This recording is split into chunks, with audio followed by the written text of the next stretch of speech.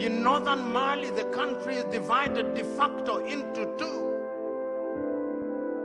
In the Democratic Republic of Congo, 120 armed groups, yet it is the busiest airspace in the continent of Africa. Minerals are being taken away to Europe and America. Central African Republic, the same. Libya, the same. Several months ago, I wrote to the chair of the African Union and all African heads of states and said, convene a meeting with only one agenda item.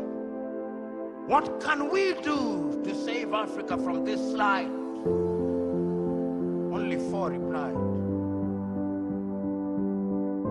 That is the state of the continent of Africa. We must deal with the basic things. We must solve conflict. We must change our governance. Because if we don't deal with the question of governance, we are going nowhere. Africa has become a continent where after every election there is conflict, because the pursuit of power is a cutthroat competition where throats are actually cut. And when the SMO was here and he consulted the oracles, he discovered that we have a problem in that direction, and that the sooner we resolve that, the safer we will be.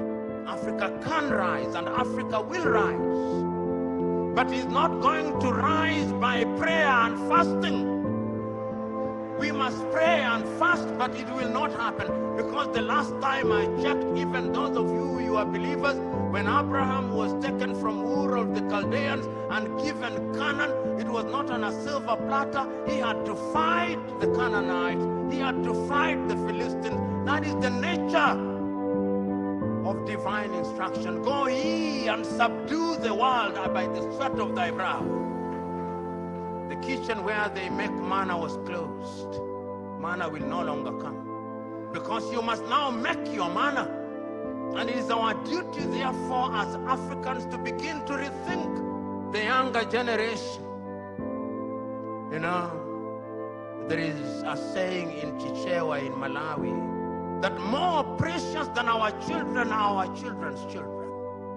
So when we are doing these things, we must remind ourselves that we are doing for this generation and generations yet to be born.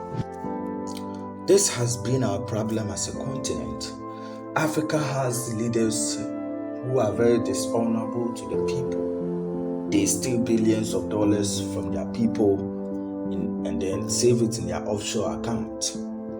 We live in a continent where when Africans get the opportunity to serve their nation, they tend to steal from the state.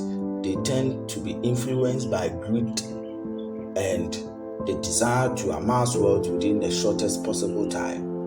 And this has also been a fundamental element in the underdevelopment of Africa.